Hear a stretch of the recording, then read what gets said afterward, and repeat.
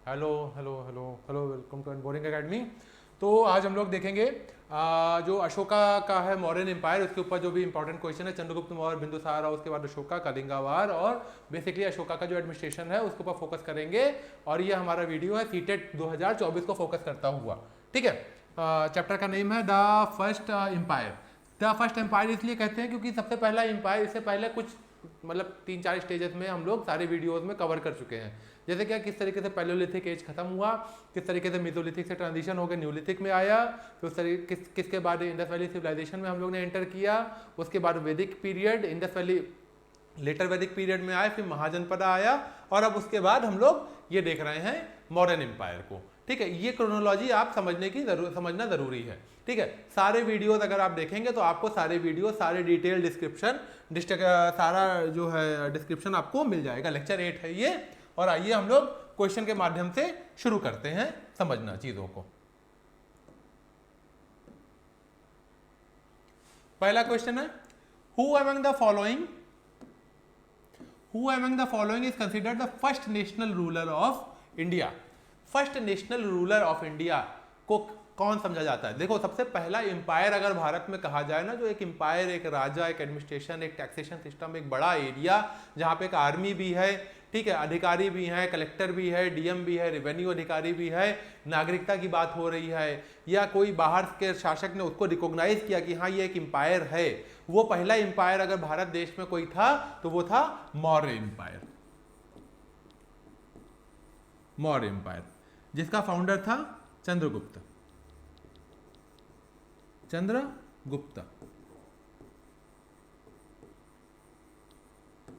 मौर्य। ठीक है, इनकी कहानी भी बड़ी इंटरेस्टिंग है। ये एक साधारण से व्यक्ति थे। इनके जो टीचर थे चाणक्य, उन्होंने ही जैसे कहते हैं चाणक्य नीति, तो जो उन्होंने अपनी नीतियां अपने इस तरीके से इनको पालन पोषण किया और इनको एक राजा बना के माने। क्यों? क्योंकि उनको एक अपनी उनकी बेइज्जती का उनको बदला लेना था। बेइज्जती किसने की थी? नंद रूलर ने बेइज्जती की थी और उस एम्पायर को खत्म करके उन्होंने कसम खाई थी कि एक नए राजा को मैं गद्दी पे बैठाऊंगा। और जो नया एम्पायर का जो शुरुआत उन्होंने करवाई वो थे चंद्रगुप्त मौर्य। साधारण थे, लेकिन क्या है कि उस टाइम के टेक्स्ट के बारे में अगर बात किया जाए कि पूछते हैं कि मौर्य कहाँ से आए, मौर्य के वंशज क्या थे, तो मौर्य के वंशज में कुछ लोग कहते थे ये लोग मयूर वंश के हैं। वो कहाँ से आए हैं? ऐसी जगह से आए जहाँ पे मोर राज करते हैं, इसलिए इनको कहने लगे मौर्य। जहाँ पे मोरों का राज है, पीकॉक का राज है, वो ये चंद्रगुप्त मौर्य वहां से आया है। मतलब जस्ट टू अतिशयोक्ति करने के लिए, बढ़ा चढ़ा के चीजों को बताने के लिए इस तरीके से उस टाइम के राजा की जो तारीफ करते थे, पोएट वगैरह जो इंस्क्रिप्शंस में लिखते थे, वो इस तरीके से लिखते थे ताकि राजा खुश हो जाए और ढेर सारा सोना वगैरह दान उनको दे दे। बहरहाल, लेकिन वो सच्चाई है कि चंद्रगुप्त मौर्य एक बहुत ही साधारण परिवार से आते थे। ठीक है, तो सबसे पहले राजा कौन थे? चंद्रगुप्त मौर्य। पहला एम्पायर कौन सा था? मौर्य एम्पायर सबसे पहला ऐसा एम्पायर था जिसको आप ये कंसीडर कर सकते हो कि हाँ ये एक एम्पायर था प्रॉपर। ठीक है, और इनके यहाँ जो है कुछ बाहर से जो है इनकी लड़ाइयां भी हुई थी, उसको भी हम लोग अगले क्वेश्चन में हम लोग देखते हैं। ग्रीक का जो राजा था सेल्यूकस एक राजा था जिसने एक राजदूत भी भेजा हुआ था मौर्य के कोर्ट में। चंद्रगुप्त मौर्य के कोर्ट में ग्रीक का राजा था। उस यूनानी दूत का क्या नाम था? बहुत ही कॉमन सा क्वेश्चन है, अक्सर एग्जाम में पूछा जाता है और one of the favourite question है सीटेट का और जनरली पीसीएस का। ठीक है, तो उस आदमी का नाम था मेगास्थनीस ने अपने टाइम पे ये साहब आए थे और इन्होंने प्रॉपर एक बुक लिखी है जिसका नाम है इंडिका। ठीक है, जिसमें इन्होंने बहुत ढेर सारी बातें बताई हैं कि चंद्रगुप्त मौर्य किस तरीके के राजा थे, उस टाइम का टैक्सेशन सिस्टम क्या था, स्ट्रक्चर क्या था, जो है महल का क्या स्ट्रक्चर था, कितने दीवारें थे, कितने गेट थे, वहां पे लकड़ी का बना हुआ इनका महल था। ठीक है, इसीलिए आज के टाइम पे वर्णन तो मिलता है कि इन्होंने वर्णन किया कि महल था, लेकिन महल नहीं मिलता है, क्योंकि अगर पत्थर का बना हुआ होता महल तो वो अभी भी बना हुआ होता, लेकिन लकड़ी का महल था, वो समय के साथ खत्म हो गया। ठीक है, तो जो सवाल क्या था कि राजदूत कौन थे जो आए थे, उनका नाम था मेगास्थनीस। अगले सवाल पे हम लोग चलते हैं। When was the Kalinga conquered by Ashoka? Kalinga जो है कब जीता गया? अशोका के द्वारा। अशोका एक्चुअली जो है बहुत अपने ढेर सारे भाई भाइयों को मार के कहते हैं कि 99 भाई भाइयों को मार के अपने जो है ये राजगद्दी पे बैठे थे। मतलब एक तरीके से बहुत ही वायलेंट हिसाब किताब इनका था। कहते हैं एक भाई को इसने सिर्फ छोड़ा था। एक एक मूवी भी है अशोका मूवी, आप देखिएगा, इंटरेस्टिंग मूवी है, ठीक है। तो उसमें भी इस तरीके का एक भाई को इन्होंने छोड़ दिया था, बाकी सबको इन्होंने कत्ल कर दिया था, क्योंकि तभी जब कोई भाई नहीं होता, कोई कंटेस्ट नहीं करता, तब ये जीतते। तो यानी कि बहुत ही वायलेंस को बहुत पसंद करते थे। लेकिन बाद में बहुत साधु संत टाइप के हो गए थे, जिसमें एक लड़ाई का बहुत बड़ा रोल था, जिसकी जो लड़ाई इतिहास के पन्नों में दर्ज है कलिंग के नाम से। जो अशोका की कलिंग का युद्ध था, उसमें बहुत सारे लोगों की हत्या हो गई, निर्मम हत्या हुई, जीव जंतु जानवर इंसानों सबकी इन्होंने खूब धुन धुन के सबकी पिटाई हुई और हत्या हुई, सर काटे, गले काटे, ठीक है। तो कलिंगा इसलिए इतिहास में बहुत इंपॉर्टेंट है। और ये कब हुआ था? 261 BCE, 261 ईसा पूर्व, यानी 0 से पहले, ठीक है। ईसा के जन्म से 261 साल पहले ये लड़ाई हुई थी। ये इन्होंने अपने शासन, अपनी गद्दी पे बैठने के 9 साल बाद ये लड़ाई की थी, कलिंग का युद्ध।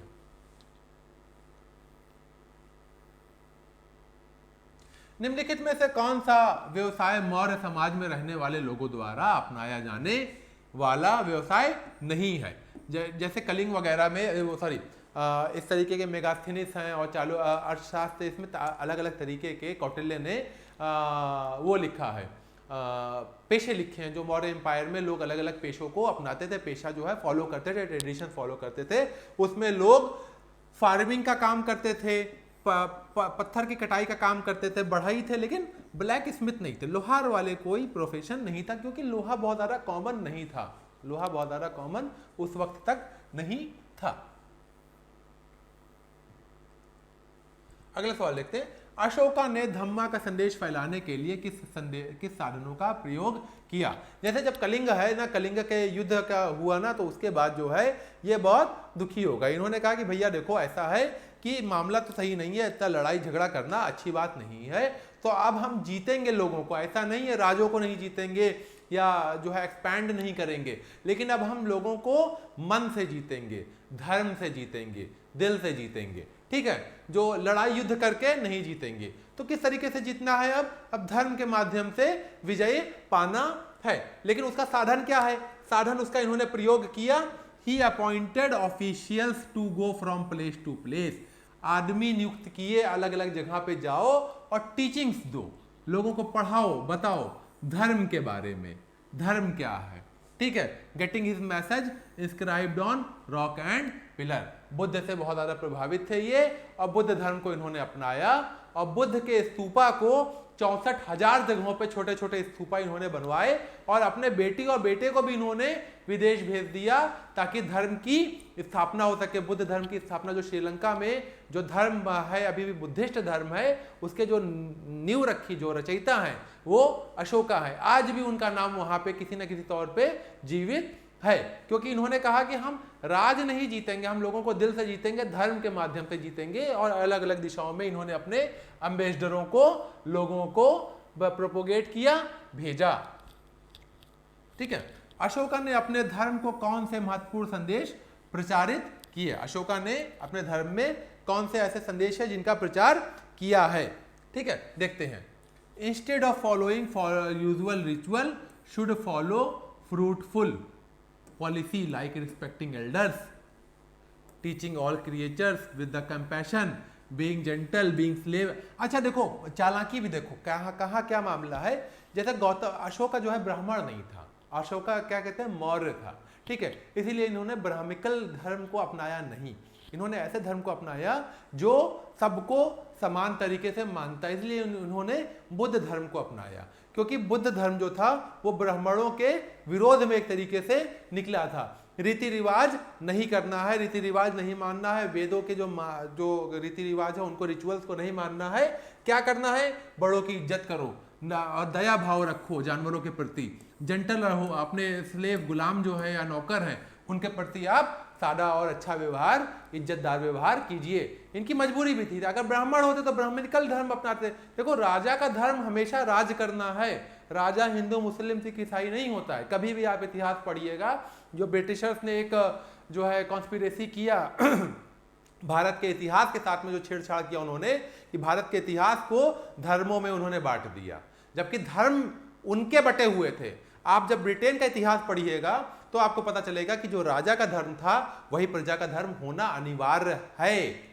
अगर राजा कैथोलिक है तो सारी प्रजा कैथोलिक, अगर राजा प्रोटेस्टेंट है तो सारी प्रजा प्रोटेस्टेंट। लेकिन हमारे समाज में आज तक कोई ऐसा भारत में राजा नहीं हुआ जिसने कहा कि मैं जिस धर्म को अपनाता हूं आप भी उसी धर्म को अपनाओ या तभी आप मेरे राज्य में रहोगे। ये उनकी कला है, ये उनकी गंदी मानसिकता थी। उन्होंने धर्म को हिसाब से खुद को चले और वही चीज हम पे थोप दिया। अपने इतिहास को तो देखते नहीं है, कहते हैं कि बहुत सिविल हैं हम लोग, लेकिन आप जब उनके इतिहास पलटिएगा तो सच्चाई ये है कि वहां पे जितना कम्युनलिज्म सेक्युलर रहा है उतना कहीं नहीं रहा जितना धर्म की बात उनके यहाँ हुई है। जो बिल्कुल अंधकार में यूरोप था, वो उसका जो हब था वो ब्रिटेन था। उनका धर्म अंधकार में था, उनके समाज अंधकार में था।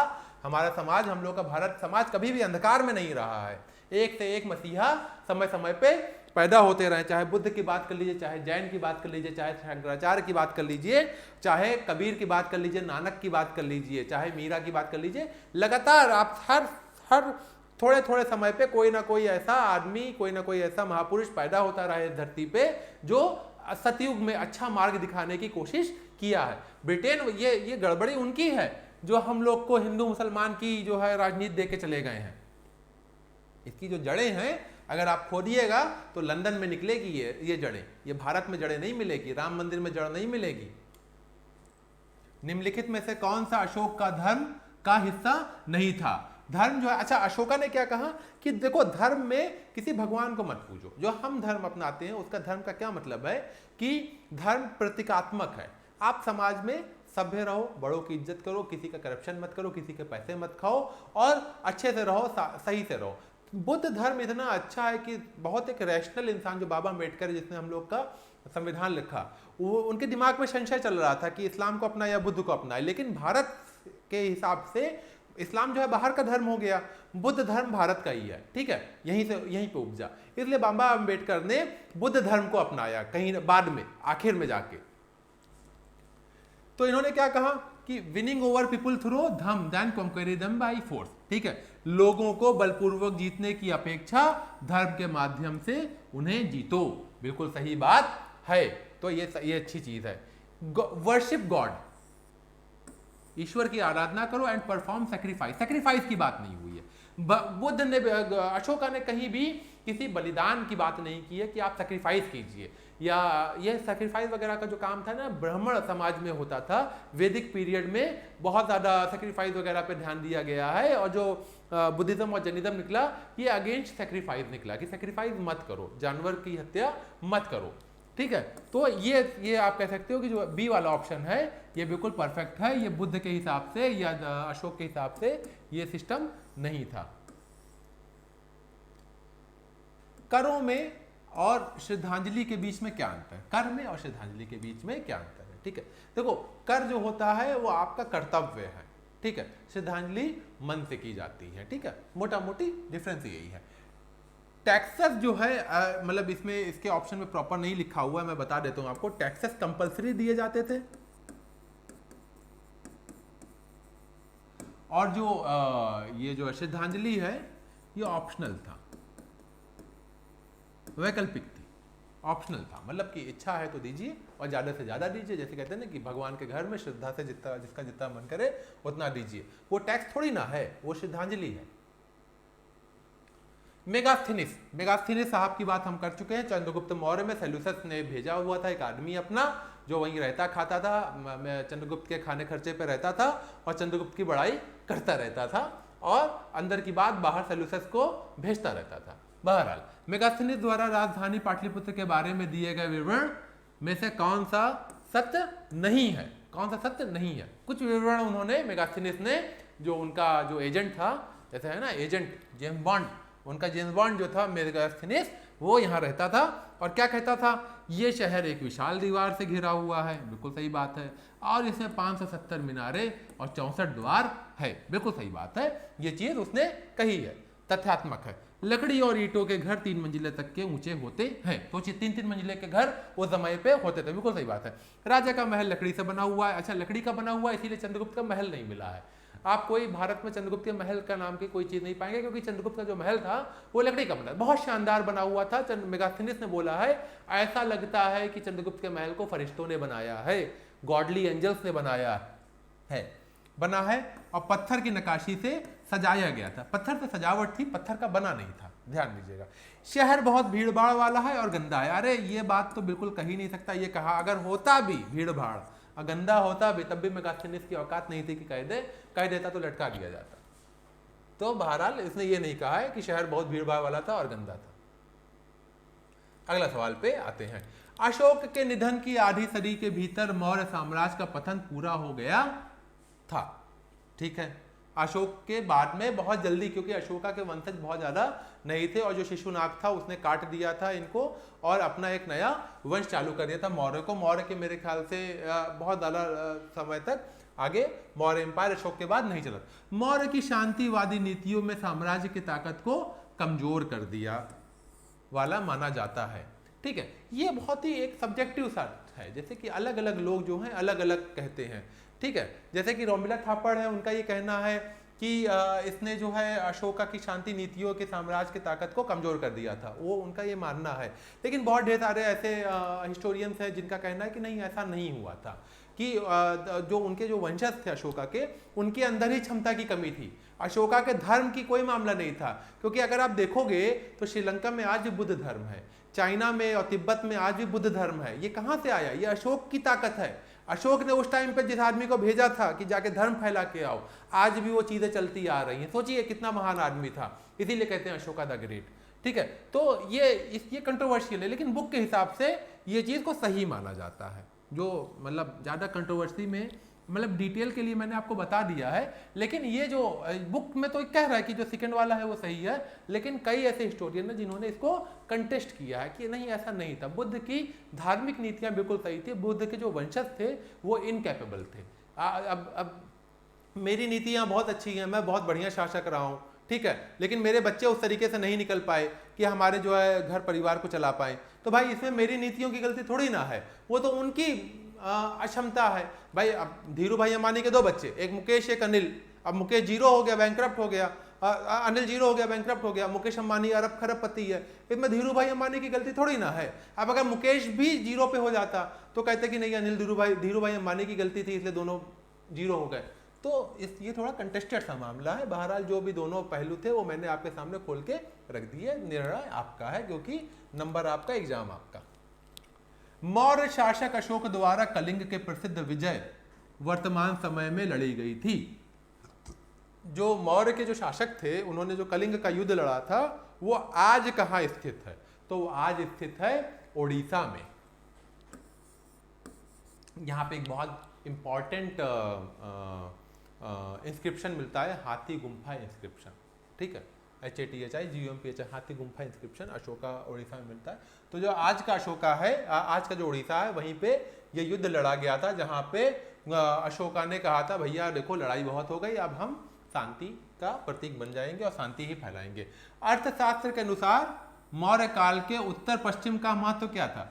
अर्थशास्त्र जो कौटिल्य ने लिखा है उसमें है, उन्होंने हर जगह से आने वाले सामान की भी जिक्र किया है, कि जैसे साउथ है, साउथ से सोने के आभूषण और जेम्स आते थे, और क्या है एलिफेंट के और जो टिम्बर के जो दांत थे वो अलग अलग जगह से आते थे, वो नॉर्थ वेस्ट से आते थे। तो जो ये जो दिशा बताइए उत्तर पश्चिम, यहाँ से क्या आता था? कंबल आते थे। याद करने की चीज है, याद कर लो, ज्यादा दिमाग क्या लगाओगे। चाणक्य के कई विचार दा नामक पुस्तक में लिखे गए हैं। चाणक्य की पुस्तक क्या नाम था? अर्थशास्त्र। कौटिल्य उसमें लिखा गया, कौटिल्य। इसमें अलग अलग तरीके के, मेरे ख्याल से if I am not wrong 10 chapter हैं, और इसमें राजा को जो है, राजा की बहुत एक फेमस 2-3 लाइन में अर्थशास्त्र के बारे में बता दूं। एक तो इन्होंने कहा है कि राजा की सप्तांगा थ्योरी का जिक्र जो है अर्थशास्त्र में हुआ है। सप्तांगा थ्योरी, इसमें इन्होंने क्या कहा है कि जो शासन है, जो राजा है, उसके 7 अंग होते हैं। ठीक है, जैसे कि राजा खुद एक अंग है, उसके अलावा उसके जो किले हैं उसका एक अंग है, उसके अलावा जो आर्मी है उसका एक अंग है, उसके अलावा जो उसके मित्र हैं जो फॉरेन के टेरिटरीज है उनका एक, वो भी एक अंग है, उसके जो मंत्री है वो एक अंग है। ठीक है, इस तरीके से। और दूसरा है मत्स्य नियम। मत्स्य नियम में क्या है कि बड़ी मछली छोटी मछली को खाती है, तो राजा का धर्म क्या है कि उसको रोके, बड़ी मछली को खाने मत दे छोटी मछली को, तभी उसको अच्छा राजा कहा जाएगा। इन्होंने और क्या कहा शास्त्र में कि करप्शन अगर कोई करता है तो उसके पीछे गुप्तचर भेजो, यानी कि जो अभी एंटी करप्शन ब्यूरो है और सीबीआई है उसकी बात कहाँ में है, अर्थशास्त्र के में बातें हो रखी हैं कि जो आज करप्शन बॉडीज बन रही हैं उसका जिक्र कहाँ है, अर्थशास्त्र में दिया हुआ है कि करप्शन होता है, करप्शन लोग करते हैं और करप्शन को चेक करो। कैसे चेक करो ये भी अर्थशास्त्र में बताया है कि मोरल क्वेश्चन पूछो कि क्या आपको अगर मौका मिले रानी से शादी करने का तो आप करोगे, इस तरीके के क्वेश्चन पूछो लोगों से और उसके बाद जज करो कि वो करप्ट है कि नहीं है। तो जो आज के लोग हम लोग को सिखाते हैं कि एडमिनिस्ट्रेशन कैसे करना है, उनको हम लोग ने 2000 साल पहले ही सिखा दिया है कि एडमिनिस्ट्रेशन कैसे करना होता है।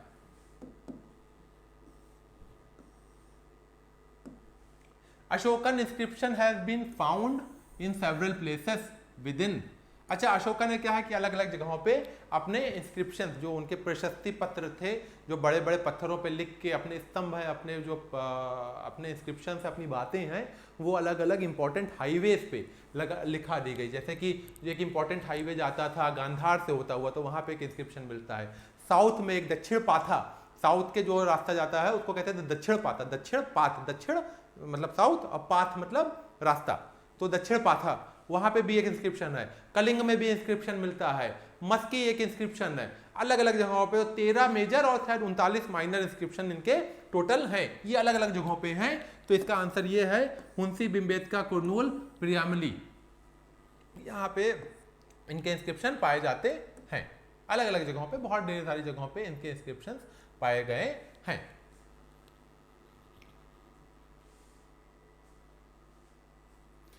अगला सवाल देखते हैं कि सम्राटों को अधिक संसाधनों की आवश्यकता थी क्योंकि उनका साम्राज्य बड़ा था और सुरक्षा के लिए बड़ी सेनाओं की आवश्यकता थी। बिल्कुल सही बात है, इसमें क्या दिक्कत है। कर और श्रद्धांजलि इकट्ठा करने के लिए बड़ी संख्या में अधिकारियों को नियुक्त किया गया था। ठीक है, गोपा नाम का एक अधिकारी था जो नियुक्त करता, जो वो करता था। जो आज का डीएम का पद है वो उस टाइम पे भी एक डीएम का पद होता था। उस टाइम पे आप सोचिए, अशोका के टाइम पे भी डिस्ट्रिक्ट कलेक्टर का पद चल रहा है। जो आज के टाइम पे लोग कहते हैं ना, who is father of civil services, Lord Cornwallis is father of civil services. ये अंग्रेजों का इतिहास है, ये झूठ है एक तरीके से। अगर आपको पढ़ना है तो आप कहोगे Kautilya is the father of Indian civil services, reality तो ये है, लेकिन इसको एक्सेप्ट करने के लिए क्षमता नहीं है ना लोगों में। बात ये है, अंग्रेजों के द्वारा बताई गई कोई भी चीज को हम कहते हैं हाँ बहुत बढ़िया है, सही कह रहा है, अंग्रेज है, अंग्रेजी में बोल रहा है, गोरी चमड़ी है, सही बोल रहा होगा। ठीक है, तो गड़बड़ है, लेकिन ये मामला ये सही नहीं है। ठीक है, तो इसका आंसर क्या है कि साम्राज्य की व्यवस्था, ये इसका both A and B are true but R is not the correct explanation. इन दोनों के बीच में बहुत ज्यादा कोई रीजन नहीं है, लेकिन दोनों ही लाइनें सही हैं। ठीक है, आज का मेरे ख्याल से इसके आगे हम लोग अगले चैप्टर में पहुंच जाएंगे, चैप्टर नंबर 9 में पहुंच जाएंगे।